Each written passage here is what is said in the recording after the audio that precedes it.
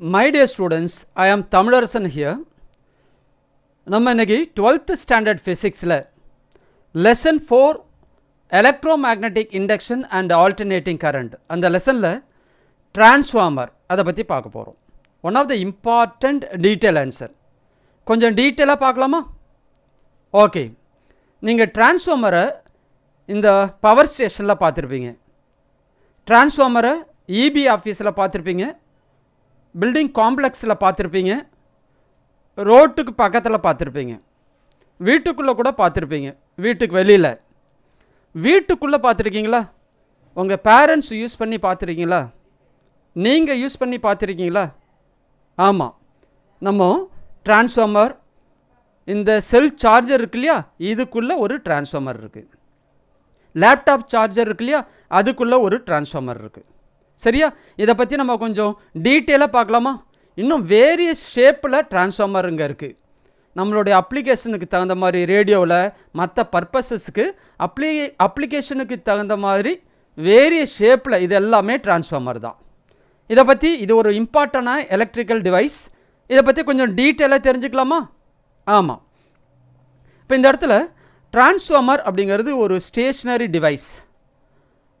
used to transfer the electrical power from one circuit to another without changing the frequency. ஒரு சர்க்யூட்லேருந்து இன்னொரு சர்க்யூட்டுக்கு பவரை வந்து ட்ரான்ஸ்ஃபர் பண்ணுது, அதனுடைய ஃப்ரீக்வன்சி சேஞ்ச் ஆகாமல். புரிஞ்சுக்க முடியுதா?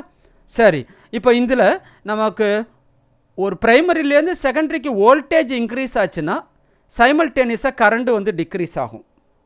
சரியா? வோல்டேஜ் டிக்ரீஸ் ஆச்சுன்னா கரண்ட் வந்து இன்க்ரீஸ் ஆகும்.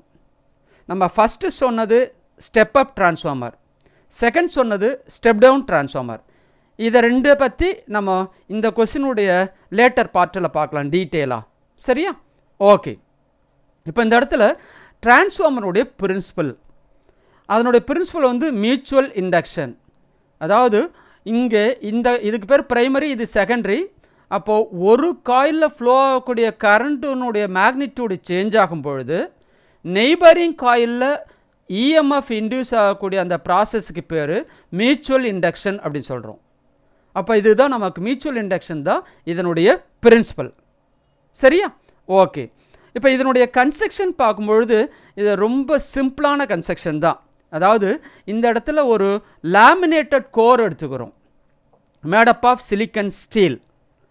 லேமினேட்டட் அப்படிங்கிறதுக்கு உங்களுக்கு மீனிங் புரியும். அதாவது நிறைய தின் ஷீட்டாக எடுத்துக்கிட்டு அதை இன்சுலேட் பண்ணி திரும்ப நம்ம ஒட்டி வச்சுருக்கிறோம். ஏன் அப்படின்னு சொன்னால் எடி கரண்ட் லாஸை மினிமைஸ் பண்ணுறதுக்காக. அப்போ இது வந்து ஒரு லேமினேட்டட் கோர். அந்த லேமினேட்டட் கோரில் ஒரு சைடு நம்ம இன்சுலேட்டட் ஒயர் நம்ம வைன் பண்ணியிருக்கோம், அதுக்கு பேர் ப்ரைமரி காயில். இன்னும் ஒரு இன்சுலேட்டட் காயிலை இன்னொரு ஆமில் வைன் பண்ணி வச்சுருக்கோம், அதுக்கு பேர் செகண்டரி காயில். அவ்வளோதான். Primary coil, secondary coil, transformer core, இது மூணு தான் இதனுடைய மேஜர் பார்ட். புரிஞ்சுக்க முடியுதா? சரி, இந்த ப்ரைமரியை வந்து பி அப்படின்னு சொல்கிறோம், செகண்டரி காயில் எஸ் அப்படின்னு சொல்கிறோம். ஓகேவா? நீங்கள் லேப்டாப்பை வந்து சார்ஜர் போட்டிங்கன்னா அந்த சார்ஜர் கொஞ்ச நாள் கழிச்சு தொட்டு பார்த்தா ஹீட் ப்ரொடியூஸ் ஆகும். அதே மாதிரி தான் இங்கே இருக்கக்கூடிய டிரான்ஸ்ஃபார்மரும் ஹீட் ஆகும். அதை அவாய்ட் பண்ணுறதுக்காக நம்ம சூட்டபிள் மீடியம் உள்ளே வச்சுருக்கிறோம். அது எதுக்கு யூஸ் ஆகுது? இன்சுலேஷன் பர்பஸஸ்க்கும் யூஸ் ஆகுது, அதை கூல் பண்ணுற பர்பஸஸ்க்கும் யூஸ் ஆகுது. புரிஞ்சுக்க முடியுதா? சரி, இப்போ இதில் வந்து இது ப்ரைமரி, இது செகண்டரி.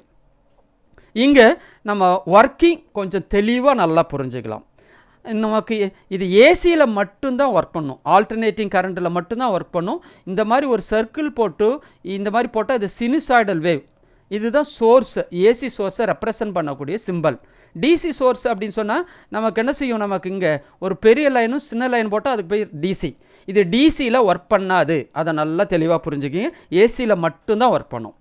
அப்போது இதுதான் சினுசாய்டல் வேவ் அப்படின்னு சொல்கிறோம், சைன் வேவ் அப்படின்னு சொல்கிறோம். அப்போ இதனுடைய மேக்னிடியூடும் நமக்கு டைரக்ஷன் ஆஃப் த இஎம்எஃப்பும் மாறும், மேக்னிடியூடு டைரக்ஷன் ஆஃப் த கரண்ட்டும் மாறும். சரியா? அது எப்படிங்கிறது தெளிவாக எக்ஸ்பிளைன் பண்ணுறேன். இப்போ இந்த இடத்துல நான் என்ன செய்கிறேன்? சுவிட்சை ஆன் பண்ண உடனே கரண்ட் ஃப்ளோ ஆக போகுது. அப்போ நான் டைரக்ஷன் ஆஃப் த கன்வென்ஷனல் கரண்ட்டை காட்டணும். அப்போ அதுக்காக நான் என்ன செய்யணும்? Virtual motion of the positive சார்ஜை நான் காட்ட போகிறேன். சரியா? இப்போ இந்த பேக்ரவுண்டு ரெட்டாக இருக்கிறதுனால நான் இந்த இடத்துல நான் பாசிட்டிவ் சார்ஜுக்கு எல்லோ கலர் கொடுத்துருக்குறேன். கலர் கோடை கரெக்டாக கொஞ்சம் ஃபாலோ பண்ண முடியல. சரியா? ஓகே, இப்போ இந்த இடத்துல நீங்கள் கவனிக்க வேண்டியது என்ன அப்படி சொன்னால், சுவிட்சை ஆன் பண்ண உடனே நமக்கு இது வந்து டெர்மினல் பாசிட்டிவாகவும் இந்த டெர்மினல் நெகட்டிவாகவும் ஆகும். அப்போ கரண்ட் இது வழியாக ஃப்ளோ ஆகுது. அதனுடைய மேக்னிடியூடில் இருக்கக்கூடிய சேஞ்சை பாருங்கள். அப்புறம் இதில் ஃப்ளக்ஸு எப்படி சேஞ்ச் ஆகுது, ப்ரைமரியில் எப்படி சேஞ்ச் ஆகுது, செகண்டரியில் எப்படி சேஞ்ச் ஆகுது, அதனால் இங்கே எப்படி கரண்ட் இன்டியூஸ் ஆகுது, இந்த விஷயத்தை எல்லாத்தையும் பார்க்கணும். எதை பார்க்கணும்? Change in the magnitude of current, change in the flux, EMF induce இருந்த செகண்டரி, இது எல்லாத்தையும் பார்க்கணும். பார்க்கலாமா? இங்கே பாருங்களேன், சுவிட்ச் ஆன் பண்ணோடனே இது ப்ளஸ்ஸு, நமக்கு இது மைனஸ் ஆகுது. இப்போ மேக்னிடியூட் 1 2 3 இன்க்ரீஸ் ஆகுது, 2 1, அப்புறமா என்ன ஆகுது, 0 ஆகிடுது நமக்கு. பார்த்தீங்களா? இதில் நமக்கு கான்செப்டை கொஞ்சம் மட்டும் புரிஞ்சுக்கிங்க. விஷுவலாக நமக்கு எனார்மஸ் சார்ஜ் ஃப்ளோ ஆகும், அவ்வளோலாம் என்னால் கொண்டு வர முடியாது. இந்த அனிமேஷன்லேருந்து நீங்கள் என்ன புரிஞ்சுக்கணும் அப்படி சொன்னால், டைம் ஆக ஆக ஆக இந்த ஃபஸ்ட் ஆஃப் சைக்கிளில் என்னவாகுது, மேக்னிடியூடு இன்க்ரீஸ் ஆகுது. 0 1 2 3 மேக்ஸிமம் அப்படின்னு வச்சுக்கலாம். ஆனால் எனார்மஸ் சார்ஜ் ஃப்ளோ ஆகும், அதை மைண்டில் வச்சுக்கிங்க. அடுத்தது என்னவாச்சு, அதே டைரக்ஷனில் 2 1 0 ஆச்சு. இது பாசிட்டிவ் ஹாஃப் சைக்கிள். அடுத்தது நம்ம நெகட்டிவ் ஆஃப் சைக்கிள், இது வந்து நெகட்டிவ் ஆஃப் சைக்கிள். எக்ஸ்பிளைன் பண்ணலாமா? இப்பயும் பாருங்கள், நான் சுவிட்சை ஆன் பண்ணுறேன், இது பாசிட்டிவ் அது நெகட்டிவ். அப்போ என்னவாகுது, 1 2 3 2 1 அது மாதிரி 0 ஆகிடுது நமக்கு. இந்த டைரக்ஷனில் கரண்ட் ஃப்ளோ ஆகுது. அப்போ இங்கேயும் பார்த்தீங்க, இங்கே கரண்ட் இன்டியூஸ் ஆகிறதையும் பார்த்தீங்க இல்லையா? இதுதான் நமக்கு மியூச்சுவல் இண்டக்ஷன் அப்படின்னு சொல்கிறோம். அப்போது இங்கே இது இந்த ப்ரைமரியில் நமக்கு கிடைக்கிற நமக்கு ஏசி வோல்டேஜை கொடுக்குறோம், நமக்கு தேவையான ஏசி வோல்டேஜை வெளியில் எடுத்துக்கிறோம் இந்த லோட் ரெசிஸ்டர் வழியாக. புரிஞ்சுக்க முடியுதா? இது ப்ரைமரி, இது செகண்டரி. இப்போது இந்த கர்வேச்சரை பார்த்த உடனே உங்களுக்கு இப்போ புரிஞ்சிருக்கும். இந்த அனிமேஷன் பார்க்குறதுக்கு முன்னாடி நீங்கள் இருந்த அண்டர்ஸ்டாண்டிங்க்கும் இப்போ இதை பார்த்த பிறகும் புரிஞ்சிருக்கும். அதாவது இந்த கர்வேச்சரை பொறுத்தளவு டயத்தை பொறுத்து magnitude and direction of the இஎம்எஃப்பும் சேஞ்ச் ஆகுது, கரண்ட்டும் சேஞ்ச் ஆகுது. புரிஞ்சுக்க முடியுதா? இது ஏசியில் மட்டும்தான் ஒர்க் பண்ணும் இந்த டிரான்ஸ்ஃபார்மர். ஓகே, இன்னும் கொஞ்சம் டீட்டெயிலாக பார்க்கலாம். இந்த இடத்துல இந்த ப்ரைமரி காயிலோட ஒரு ஏசி சோர்ஸை நம்ம கனெக்ட் பண்ணியிருக்கிறோம். இந்த இடத்துல நோ மேக்னெட்டிக் ஃப்ளக்ஸ் லீக்கேஜ் ஆகலை அப்படின்னு சொன்னால், rated which magnetic flux changes with the primary and secondary ரெண்டும் எப்படி இருக்கும், சேமாக இருக்கும். அது எப்படி சார், இங்கே இருக்கிறதுல பார்ட்டு தானே நமக்கு இதில் லிங்க் ஆகிருக்கு அப்படின்னு யோசிப்பீங்க.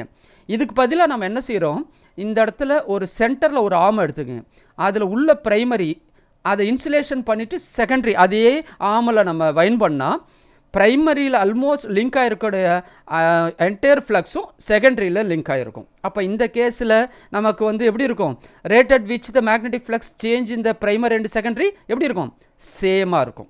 புரிஞ்சுக்க முடியுதா? சரி, இப்போது இங்கே வருவோம். நமக்கு இந்த இடத்துல நம்ம இந்த ப்ரைமரியில் நமக்கு ஃப்ளக்ஸ் வந்து சேஞ்ச் ஆகுது. அதனால் ப்ரைமரிலையும் ஒரு இஎம்எஃப் இன்டியூஸ் ஆகுது, செகண்டரியிலையும் ஒரு இஎம்எஃப் இன்டியூஸ் ஆகுது. ப்ரைமரியில் இன்டியூஸ் ஆகக்கூடிய இஎம்எஃப்பை நம்ம செல்ஃப் இண்டக்ஷன் அப்படின்னு சொல்கிறோம், செகண்டரியில் இன்டியூஸ் ஆகிறத நம்ம மியூச்சுவல் இண்டக்ஷன் அப்படின்னு சொல்கிறோம். அப்போ நல்லா தெரிஞ்சுக்கிங்க, நமக்கு செகண்டரியில் இன்டியூஸ் ஆகக்கூடிய இஎம்எஃப் அந்த வோல்டேஜ் தான் தேவை.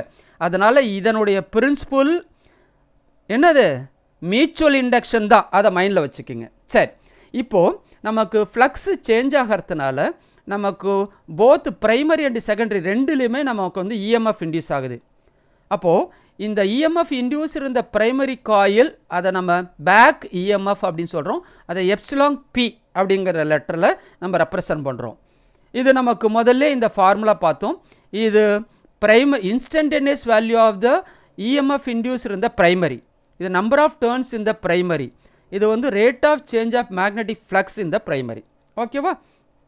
சரி, இப்போது நமக்கு இந்த applied voltage VP across the primary is equal to the back EMF. அந்த இஎம்எஃப் வந்து எதுக்கு ஈக்குவலாக இருக்கும், அப்ளைடு வோல்டேஜுக்கு ஈக்குவலாக இருக்கும். அதனால் இந்த எப்சிலான் பியை எடுத்துட்டு நம்ம விபி அப்படின்னு போடலாம்.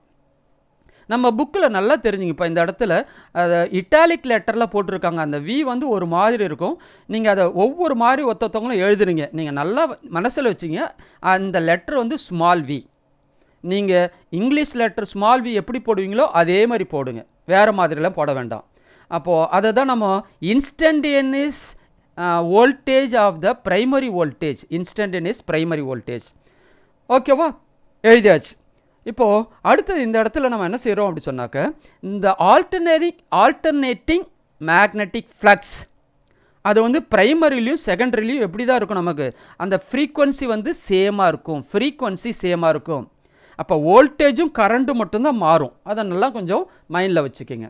சரி, இப்போது இந்த செகண்டரியில் இன்டியூஸ் ஆகக்கூடிய இஎம்எஃப், செகண்டரியில் இன்டியூஸ் ஆகக்கூடிய இஎம்எஃப் அப்படின்னு பார்க்கும்பொழுது எப்சிலான் எஸ் அப்படின்னு சொல்கிறோம். S stands for secondary.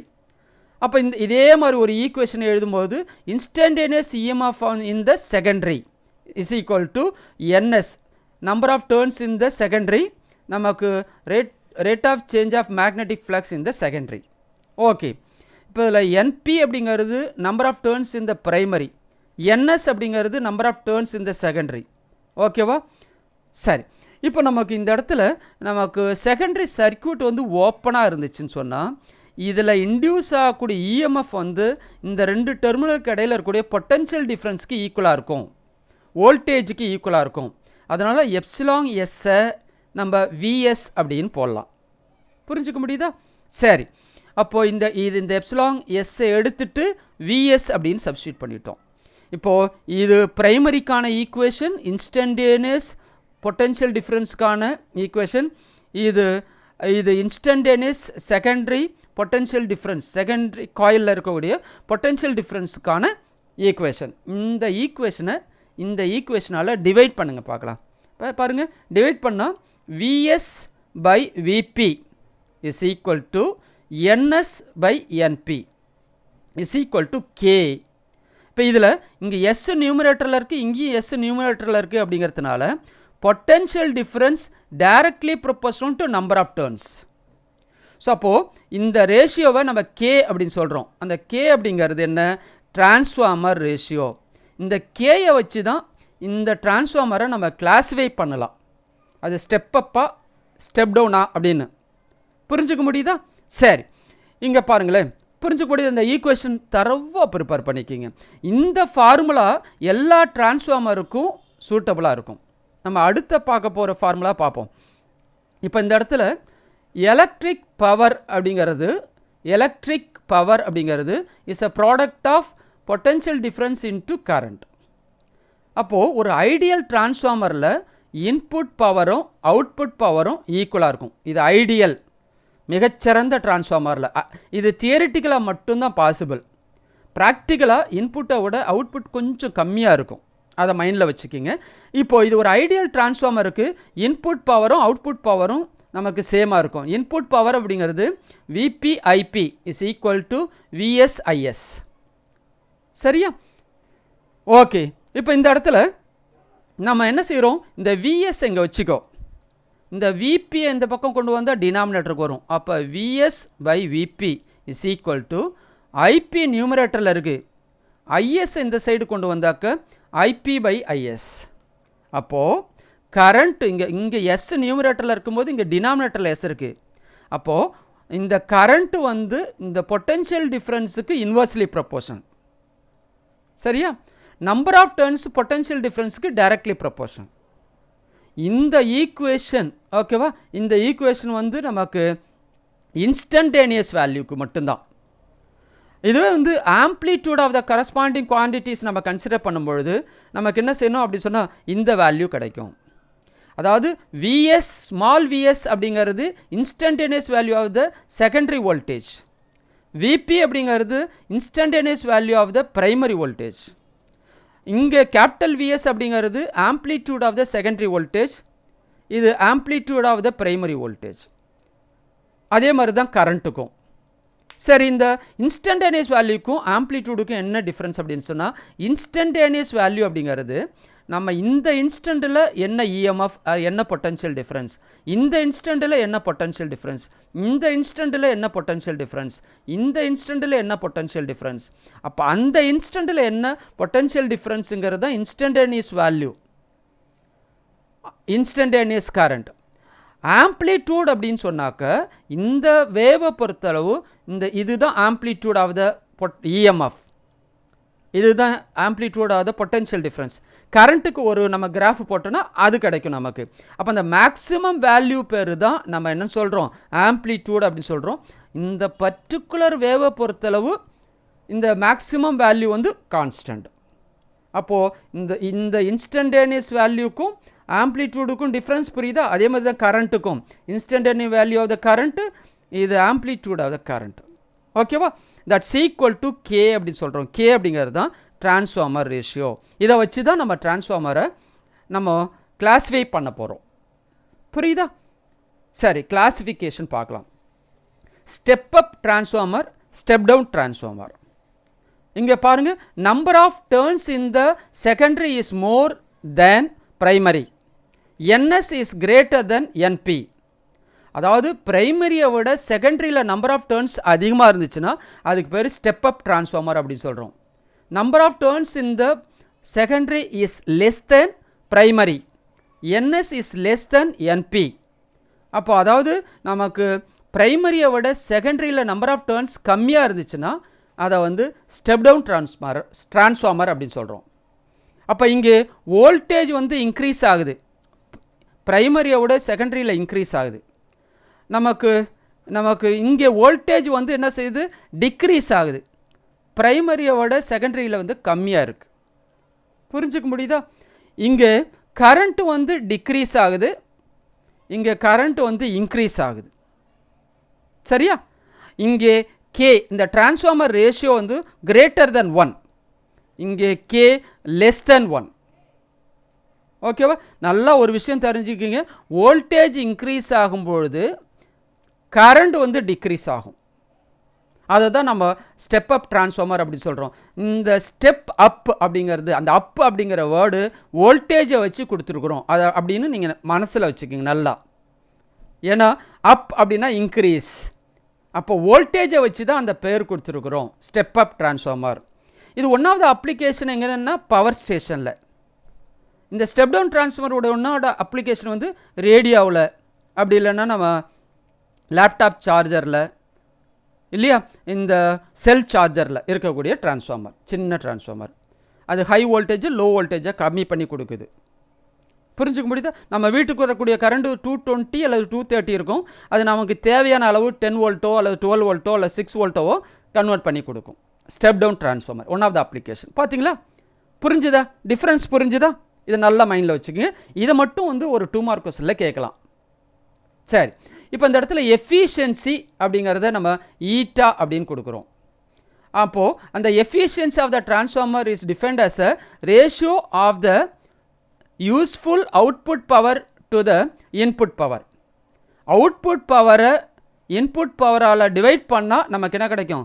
Efficiency கிடைக்கும். இதுக்கு பேர் ஈட்டா. என்ன கொஞ்சம் நீட்டாக போட்டால் அதுக்கு பேர் ஈட்டா. சரியா? ஓகே, இதுக்கு ஈக்குவேஷன் நம்ம ப்ராப்ளம் சால்வ் பண்ணும்போது இந்த ஈக்குவேஷன் இங்கே நம்ம புக்கில் கொடுக்கல, இதை ப்ராப்ளம் சால்வ் பண்ணும்போது இதை நம்ம இந்த ஃபார்முலாவை யூஸ் பண்ணிக்கலாம். அதாவது output power VS/IS divided by input power VP/IP. இந்த ஃபார்முலா ஐடியல் டிரான்ஸ்ஃபார்மருக்கு மட்டும்தான் சூட் ஆகும். அதை மைண்டில் வச்சுக்கிங்க. சரியா?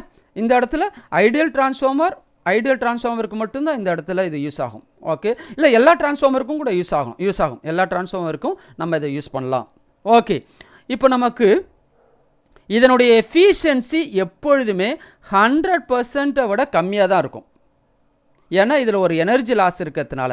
அப்போ இதனுடைய லாஸ் எப்படி இருக்கும் அப்படி சொன்னாக்க, இதனுடைய லாஸ் இருக்கிறதுனால இதனுடைய எஃபிஷியன்சி எவ்வளோ இருக்கும் அப்படி சொன்னால் நமக்கு 96லேருந்து 99% இருக்கும்.